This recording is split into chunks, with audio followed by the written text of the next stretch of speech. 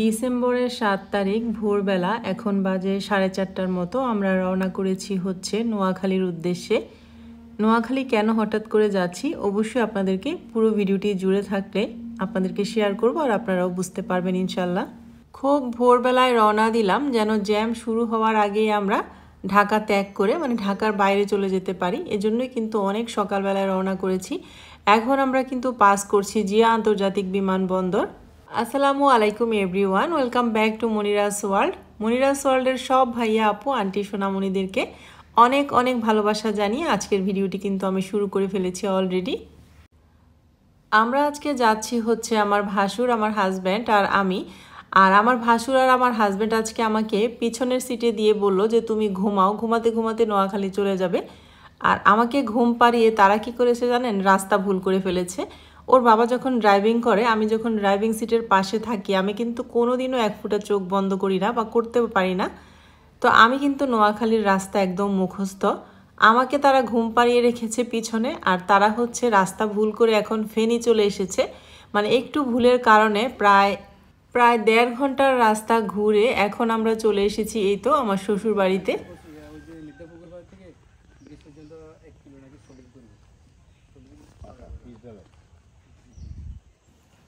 আমরা যেখানে 7:30টার মধ্যে পৌঁছে যেতাম সেখানে আমাদের এখানে আসতে সময় লেগেছে 9টা, এখন 9টা বাজে। তো ওর বাবা হচ্ছে আমার শ্বশুর শাশুড়ির কবর জিয়ারত করবে। যেহেতু আমরা নোয়াখালীতে এসেছি, কবর জিয়ারত না করে তো উনি যাবেন না। আমার হাজব্যান্ড আর আমার ভাসুর ওনারা কবর জিয়ারত করে নিয়েছেন। আর এদিক থেকে আমি এখন যাচ্ছি আমার জমিতে। আমার কিন্তু নোয়াখালীতে নিজের কেনা নিজের নামে এক টুকরা জমি আছে, সেটাই আপনাদেরকে শেয়ার করছি।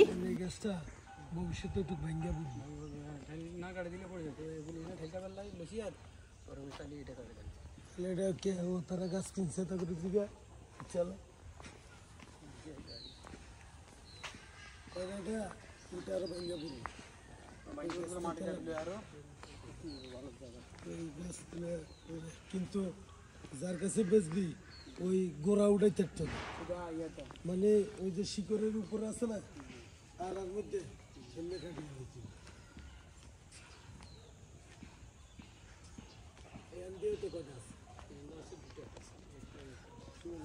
ঠিক আছে।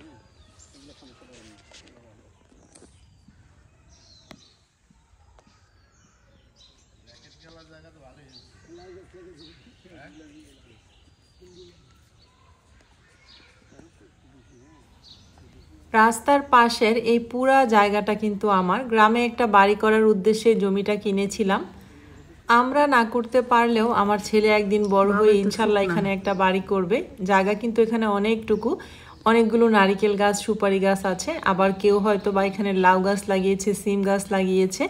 আগে তো কেরানি ভাই বেঁচে ছিলেন, কেরানি ভাই মারা গিয়েছেন কিছুদিন আগে। তো কেরানি ভাই থাকতে কিন্তু এখানে অনেক সবজি চাষ করতো। কেরানি ভাই নাই আর কোনো সবজিও লাগায় নাই কেউ।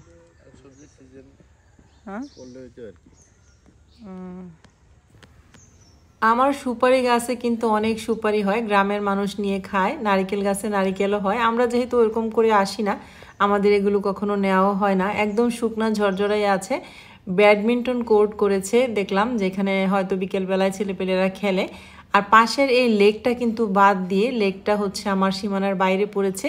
মাশাআল্লাহ দেখেন, লেকের মধ্যে কিন্তু অনেকগুলো হাঁস গোসল করছে, খুব সুন্দর লাগছিল। তাই আমি একটু ক্যামেরায় ক্যাপচার করে নিলাম। লেকের এই জায়গাটুকু বাদ দিয়ে আমার বাকি জায়গাটুকু আর অনেক মাটি কিন্তু লেকের এদিকে চলে আসছে। এবার আসা যাক আমরা হঠাৎ করে কেন আসলাম নোয়াখালীতে। আমরা এসেছি সানাউল্লাহ ভাইয়ের মেয়ের বিয়েতে। সানাউল্লাহ ভাইয়ের বাড়ি হচ্ছে নোয়াখালী সুবর্ণচরে। আমরা এখন কিন্তু আমার শ্বশুরবাড়ি থেকে সুবর্ণচরে চলে এসেছি। আর মাশাআল্লাহ সানাউল্লাহ ভাই তার মেয়ের বিয়েতে কত সুন্দর করে গেট সাজিয়েছে আপনাদের সাথে শেয়ার করছি। আমরা তো 3 জন এসেছি, আমি, আমার হাজব্যান্ড আর আমার ভাসুর। তো আইমানকে নিয়ে আসতে পারিনি, ওর এক্সাম চলে। ও হচ্ছে তুলির বাসায় আছে, তুলির বাসায় ওকে রেখে তারপরে আমরা আর কি বিয়েতে এসেছি। আর আরিয়ানা তো শ্বশুর বাড়িতে। তো সানাউল্লাহ ভাই খুবই মন খারাপ করছিল, বাচ্চাদেরকে কেন আনলাম না। বারবার শুধু বলছিল যে মেয়ে মেয়ে জামাই, ছেলেকে কেন নিয়ে আসলেন না। আসলে পরীক্ষার সময়, পরীক্ষা চলছে, সেজন্য নিয়েও আসতে পারিনি। সানাউল্লাহ ভাইয়ের বাড়িতে আসার পর সত্যি অনেক ভালো লেগেছে। ওনাদের এলাকাটা এত বেশি সুন্দর, ঘোরার মতো মানে বেড়ানোর মতো এবং খুব ভালো লাগার মতো একটা জায়গায় বিয়ে খেতে এসেছি আজকে। আমরা কিন্তু আস্তে আস্তে করে বাড়ির ভিতরে ঢুকে যাচ্ছি। ইভেন্ট ম্যানেজমেন্টের যারা কাজ করেছে অনেক সুন্দর করে গুছিয়ে করেছে, খুব ভালো লেগেছে।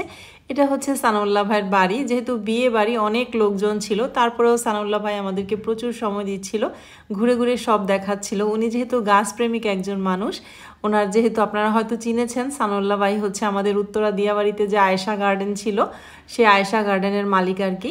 তো ওনার বাড়িতেই কিন্তু ওনার মেয়ের বিয়ে খেতে আজকে আমরা চলে এসেছি। উনি যেহেতু গাছপ্রেমিক মানুষ, ওনার চারপাশে কিন্তু অনেক গাছগাছালি লাগানো, বিভিন্ন ধরনের ফুলের গাছ, ফলের গাছ। এই তো এটা সানাউল্লাহ ভাইয়ের বাসার ভিতরে আর কি। আমরা একটু ভিতরে এসে বসছি, ভাবির সাথে দেখা করলাম। ভাবি তো অনেক খুশি হয়েছে আমি আসাতে। এরপরে আমাদেরকে নোয়াখালীর ঐতিহ্যবাহী ডিমের পিঠা, তারপরে আরও 2টা পিঠা, আমি যেগুলোর নাম সঠিক বলতে পারি না তাই বললামও না। আমরা আসতে না আসতে আমাদেরকে পিঠা, ফল এগুলো দিল খেতে। তো আমরা অবশ্য নাস্তা করেই এসেছি আমার শ্বশুরবাড়ি থেকে। আমার চাচি শাশুড়ি খোলাজা পিঠা বানিয়েছিল, তো সেগুলো খেয়েছি। ওরকমভাবে আপনাদের সাথে আর ক্যামেরায় ক্যাপচার করতে পারিনি।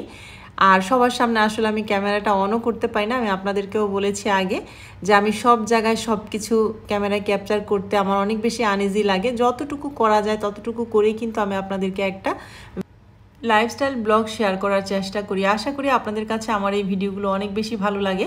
আর আপনারা যে সুন্দর সুন্দর কমেন্ট করেন, আপনাদের কমেন্ট কিন্তু আমার পরবর্তী একটা কন্টেন্ট তৈরি করার অনেক বেশি অনুপ্রেরণা যোগায়। আর সানাউল্লাহ ভাইয়ের বাড়িটা সত্যি মনোমুগ্ধকর পরিবেশে। সামনে হচ্ছে লেক আছে, অনেক দূর পর্যন্ত লেক, আর জায়গায় জায়গায় এরকম করে ব্রিজ দেয়া, এত সুন্দর লাগছিল। এখানে আমি কিছু ছবি তুললাম, আমার খুব পছন্দ হয়েছে। মানে এই এলাকাটা ঘোরার মতো। আর আমার বাচ্চাদেরকে নিয়ে আসিনি বলে অনেক বেশি মন খারাপ লাগছিল, যে ওদের কাছে অনেক ভালো লাগতো জায়গাটা।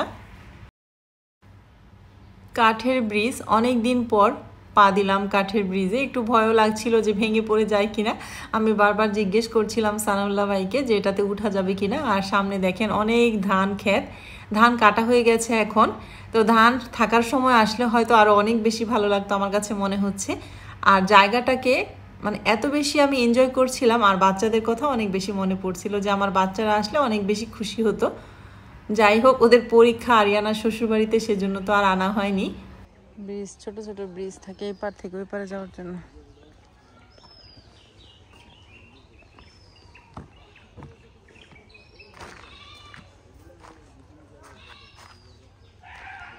পুকুর, জায়গায় জায়গায় খালি পুকুর।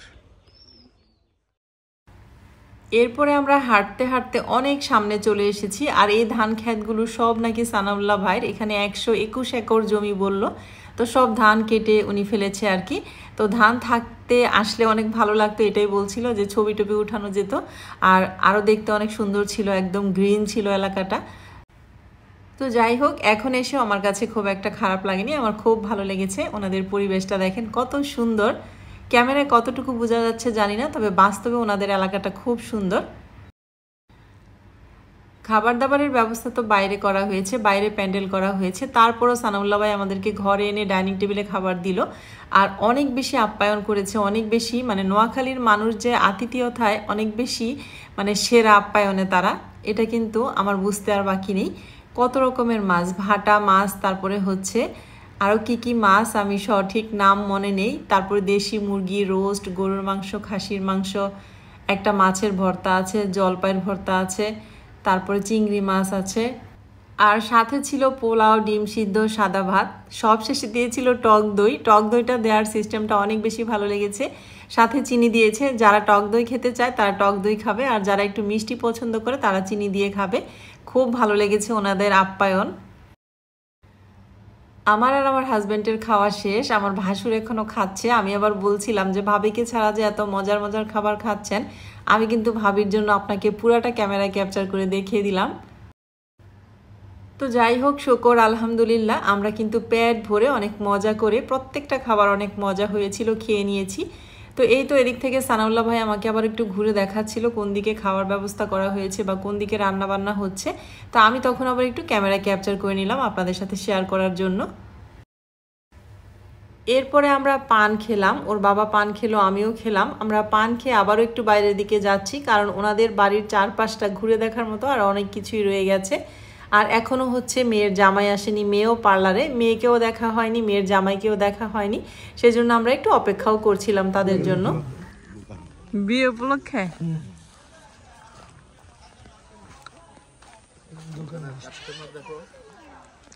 কি বিক্রি করো তোমরা? কি বিক্রি করো? হ্যাঁ, দোয়ান তো বুঝলাম, কিসের দোয়ান? কিসের এই দোকান সবসময় থাকে এখানে? হ্যাঁ, ও দোকানের মালিক তুমি? কত লাভ হয় একদিনে?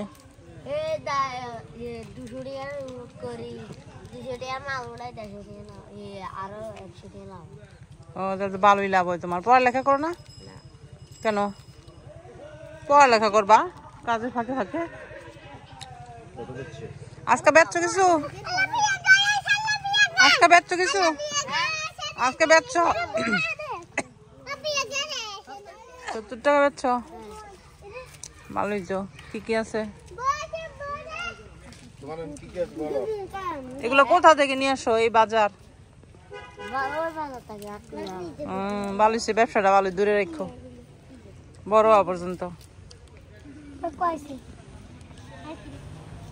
এদিকে আমরা বাচ্চাদের সাথে গল্প করতে করতে জামাইয়ের গাড়ি চলে এসেছে, বরযাত্রী চলে এসেছে।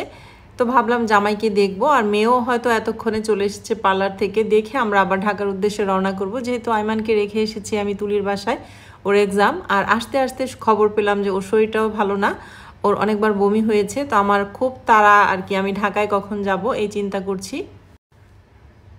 আপনাদেরকে একটা জিনিস দেখাই, দেখেন কত বড় একটা সাপ লেকের পারে। আমি তো দেখে আমি প্রথমে কতক্ষণ মানে ভয় পাচ্ছিলাম না, কেমন লাগছিল আমি নিজেও জানি না, মানে হতভম্ব হয়েছিলাম। তারপরে ভাবলাম একটু ক্যামেরায় ক্যাপচার করে ফেলি আপনাদের সাথে শেয়ার করার জন্য। তো আমার ভাসুর আবার বললো ভয় পেও না, এটা ধরা সাপ। কিন্তু আমার তো অনেক বেশি ভয় লাগে, মানে সাপ জিনিসটা, সাপ বিচ্ছা এগুলো আমি খুবই ভয় পাই। আজকের ওয়েদারটা অনেক সুন্দর, আর এই এলাকাটাও অনেক সুন্দর, অনেক ঝরঝরে একটা এলাকা। যেহেতু চরটা কিন্তু অনেক বেশি সুন্দর। আর শীতও খুব একটা নেই ডিসেম্বর মাসের তুলনায়। আমি ভেবেছিলাম বুঝি নোয়াখালীতে অনেক বেশি শীত, ওইরকম একটা শীতও নেই। আর দুপুরে রোদের মধ্যে হাঁটতে বেশ ভালোই লাগছে। খাওয়ার পরে আমার ভাসুর বললো চলো একটু হাঁটি, হাঁটলে খাওয়াটাও হজম হয়ে যাবে আর একটু ভালোও লাগবে চলাফেরা করতে, যেহেতু আমরা আবার জার্নি করব, ঢাকায় চলে যাব। আপনারা যারা আমার নোয়াখালীর ভিউয়ার্স আপুরা, ভাইয়ারা, আন্টিরা এবং সোনামণিরা আছেন, যারা এই সুবর্ণচরের এদিকের আছেন, তারা তো ভিডিওটা যদি দেখেন অবশ্যই আপনাদের কাছে অনেক বেশি ভালো লাগবে। আর কমেন্ট করে জানাবেন আমাকে, আমিও অনেক বেশি খুশি হব যে আপনাদের এলাকায় গিয়েছিলাম, আপনারা আমাকে দেখছেন বা কমেন্ট করেছেন। সত্যি আপনাদের এলাকাটা অনেক বেশি সুন্দর, বলতেই হবে। আর আমি তো পাশে এসে বলছিলাম আইমানকে যে তোমাকে নিয়ে আবার যাব।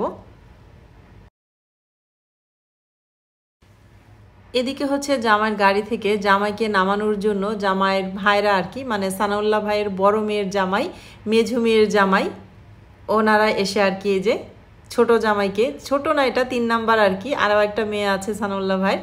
এই তো মাশাল্লাহ, এই হচ্ছে আমাদের মামুনিটা। বউ সেজে কিন্তু ওকে অনেক বেশি সুন্দর লাগছিল, অনেক বেশি কিউটও লাগছিল। তো আমি প্রথমে ক্যামেরায় ক্যাপচার করতে চাইনি বা আনইজি ফিল করছিলাম। সানাউল্লাহ ভাই আমাকে বললো যে ভাবি একটু ছবি তোলেন বা ভিডিও করেন, কোনো সমস্যা নাই। তো আমিও সাহস পেয়ে একটু ক্যামেরায় ক্যাপচার করে নতুন বউটাকে আপনাদের সাথেও শেয়ার করে দিলাম। সবাই কিন্তু সানাউল্লাহ ভাইয়ের মেয়ের জন্য অনেক অনেক দোয়া করবেন, যেন তার নতুন জীবনে সে অনেক বেশি সুখী হয়। এরপরে আমরা আর খুব বেশি দেরি করলাম না, বিদায় নিয়ে তারপর বের হয়ে গেলাম। এখন আমরা আছি হচ্ছে সোনাপুর আছি হচ্ছে আমরা 2টা 34 বাজে। আর এদিক দিয়ে রাস্তা ফ্রি মনে হচ্ছে। আমরা ঢাকায় ঢুকলে কতটা জ্যামে পড়বো সেটা নিয়ে চিন্তিত ছিলাম। আর এখন আছি হচ্ছে আমরা মেঘনা সেতুতে, মেঘনায় টোল দিয়ে আমরা মেঘনা সেতুতে উঠে গেলাম। এখন বাজে অলমোস্ট 6টার বেশি হয়তো বেজে গেছে, আমি আপনাদের সাথে শেয়ার করছি। এই যে 6টা 1 বাজে। এদিক দিয়ে রাস্তা ফ্রি। ঢাকায় ঢুকবো কখন আর কখন বাসায় গিয়ে পৌঁছাবো আল্লাহ তালাই জানে, কারণ এই সময়টাতে ঢাকায় ঢুকতে গেলে একটু ব্যস্ততাই থাকে ঢাকার রাস্তাঘাটগুলো, তাই একটু চিন্তিতই ছিলাম। তো সব মিলিয়ে এই ছিল আমার আজকের ভিডিওটি। আপনাদের কাছে ভালো লাগলে লাইক, কমেন্ট, শেয়ার এবং সাবস্ক্রাইব করে চ্যানেলটির পাশেই থাকবেন। আজকের মতো বিদায় নিয়ে নিচ্ছি। আল্লাহ হাফেজ।